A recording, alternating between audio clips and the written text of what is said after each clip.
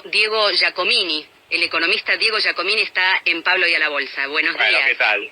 Un placer, Diego. ¿Cómo estás? Buen año. ¿Qué tal? Buen año, Pablo. ¿Cómo andás? ¿Bien?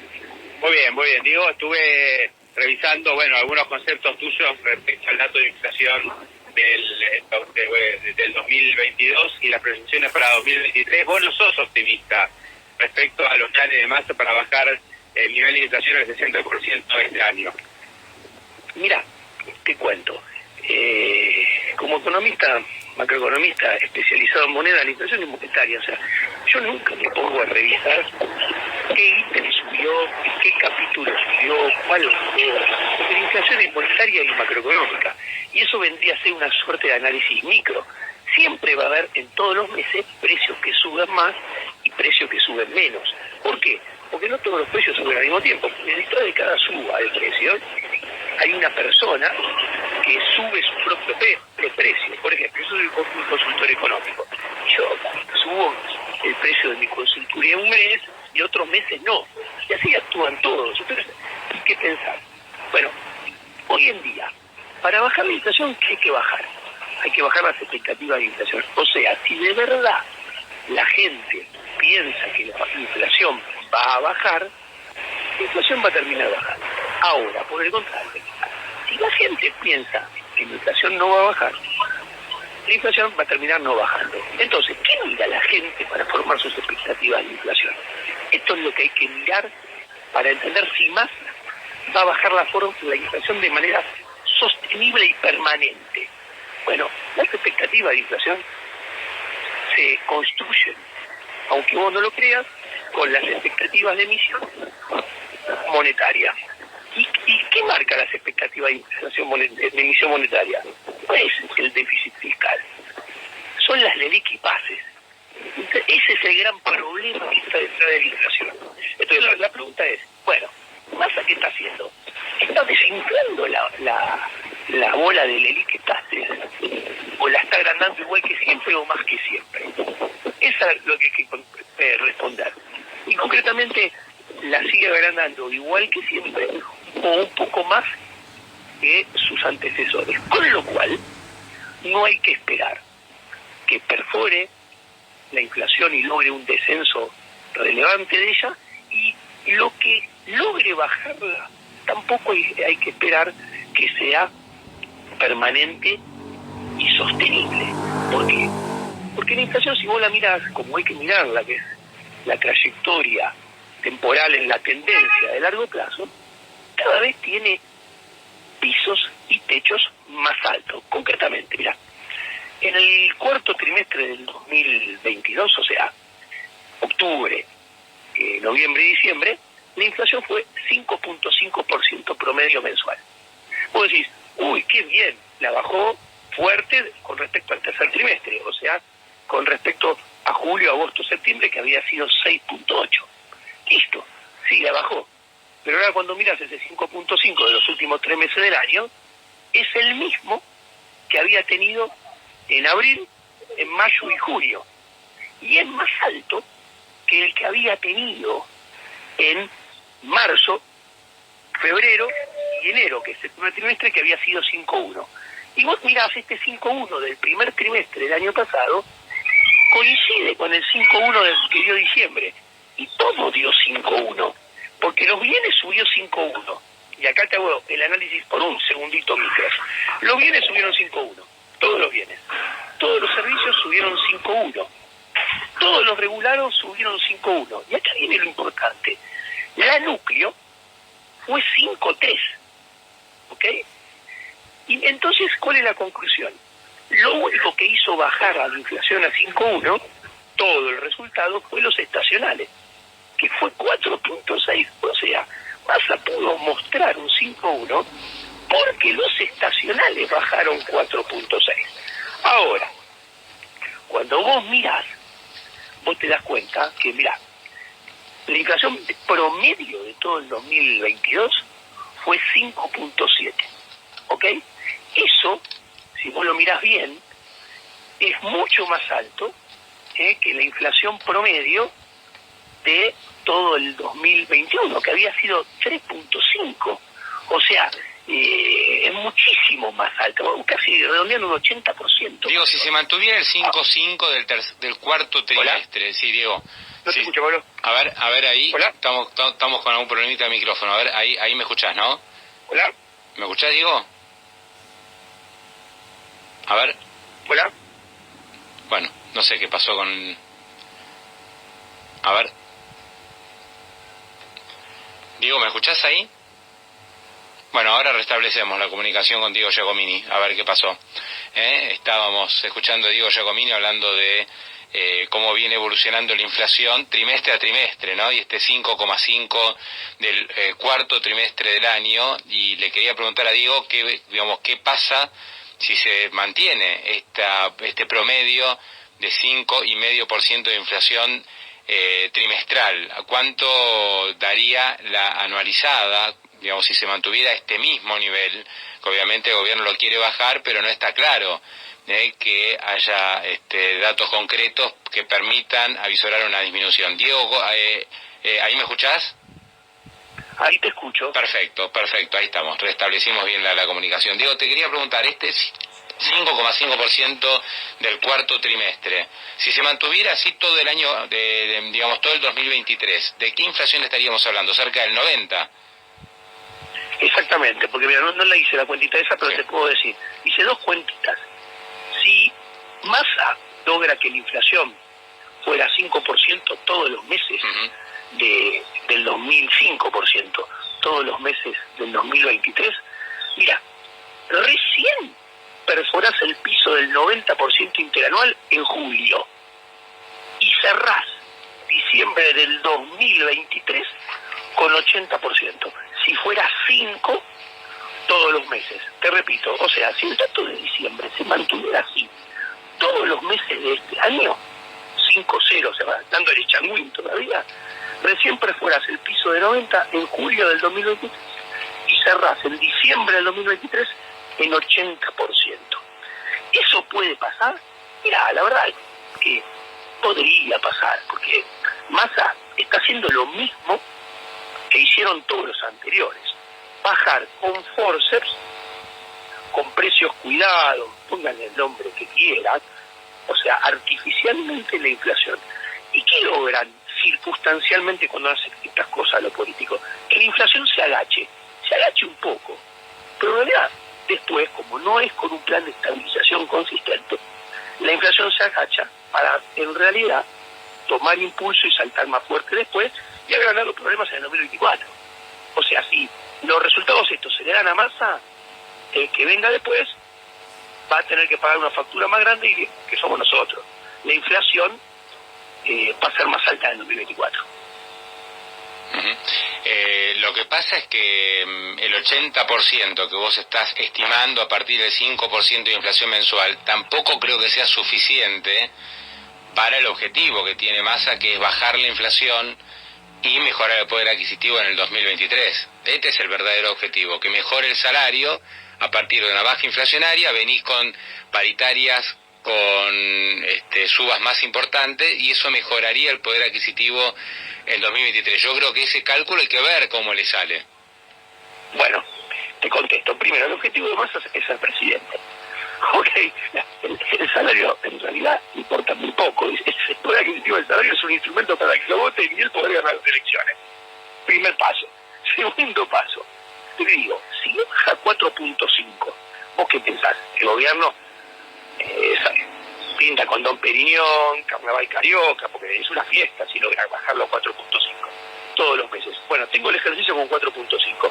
Si logra bajar a 4.5 la inflación todos los meses del 2023, perfora el piso de abril el 90% en abril del 2023.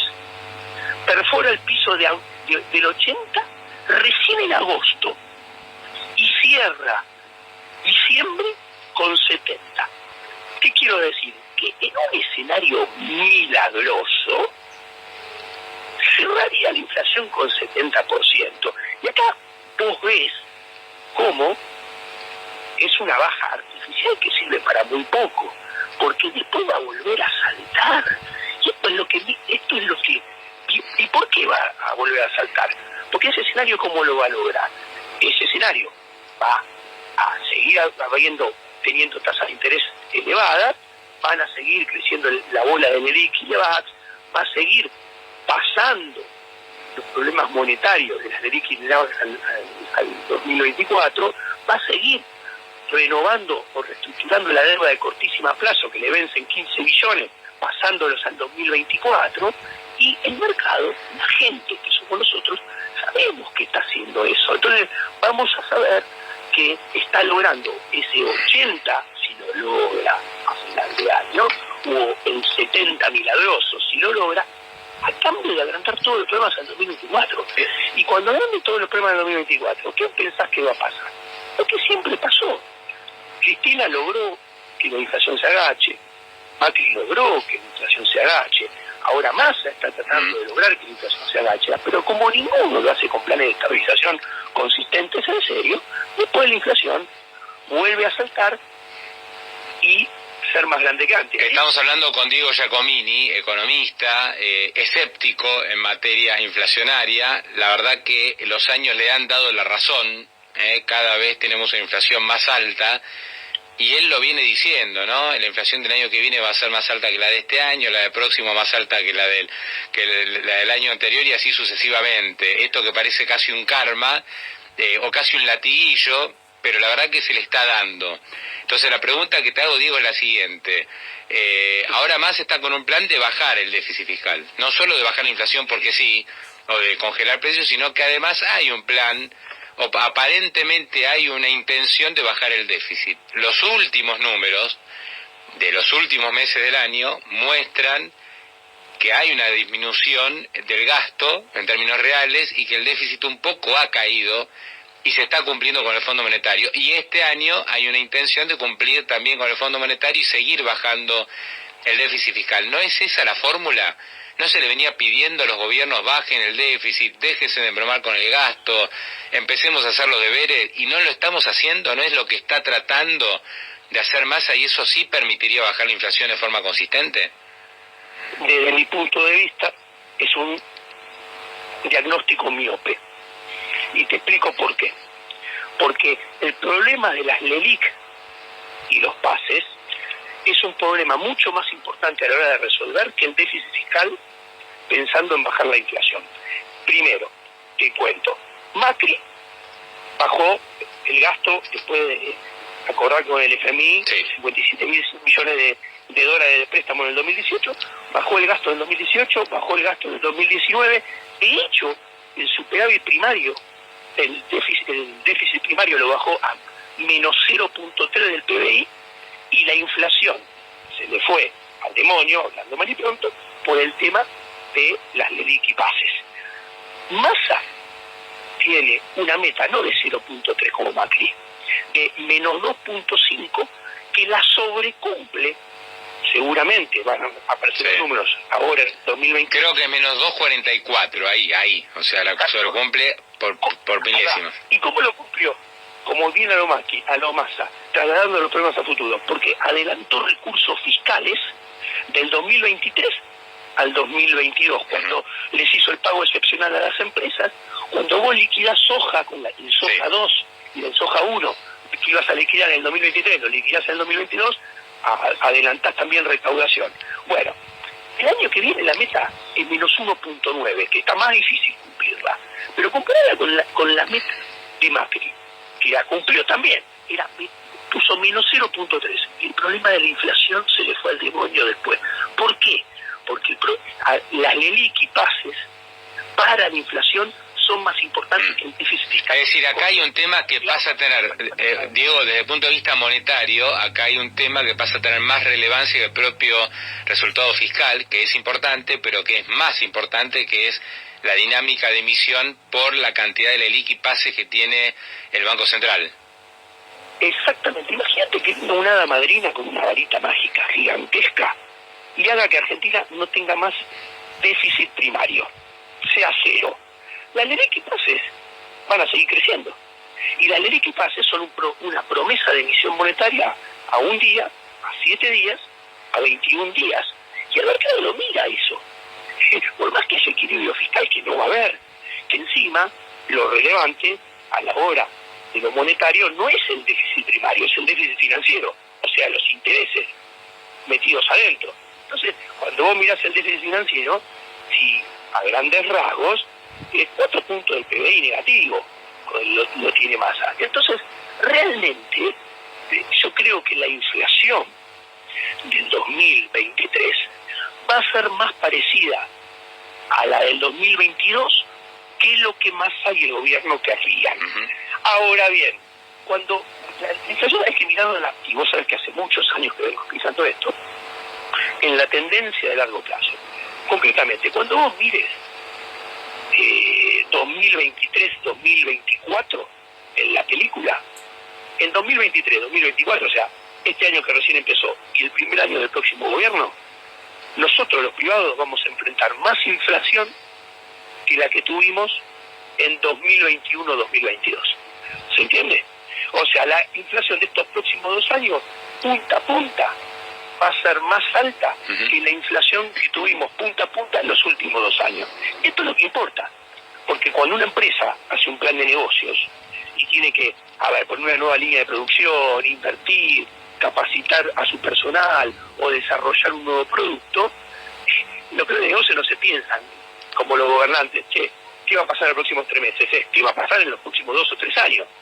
Y tenemos que tener conciencia que vamos a enfrentar en la película de los próximos 2 años más inflación seguramente que la que tuvimos en los últimos 2, porque si Massa baja un poquito la inflación, trasladando los problemas, obviamente el próximo gobierno, tenga la camiseta que tenga, va a enfrentar un escenario mucho más complicado.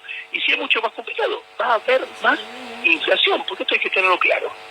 Los problemas económicos que está pateando Massa para el 2024 son tan, pero tan complicados, que gane quien gane en el 2020, a final del 2023, sea azul, sea amarillo, sea de River como vos, o de Boca como yo, van a ser más o menos lo mismo a la hora que asuman. Vos tiene 4 problemas.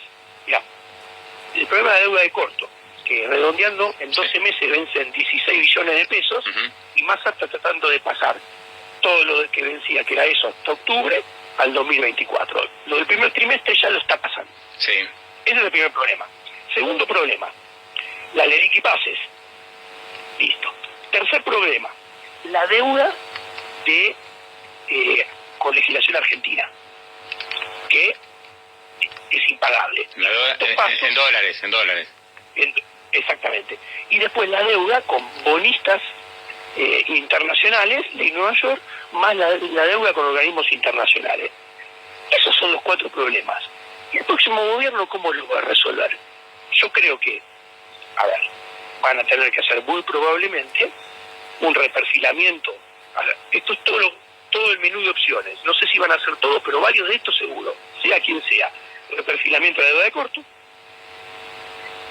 alguna suerte de vejación de la propiedad privada para arreglar la de y pases con algún Bonex, reestructuración de la deuda de largo plazo en dólares bajo legislación doméstica y reestructuración de la deuda con organismos internacionales y bonistas ley Nueva York.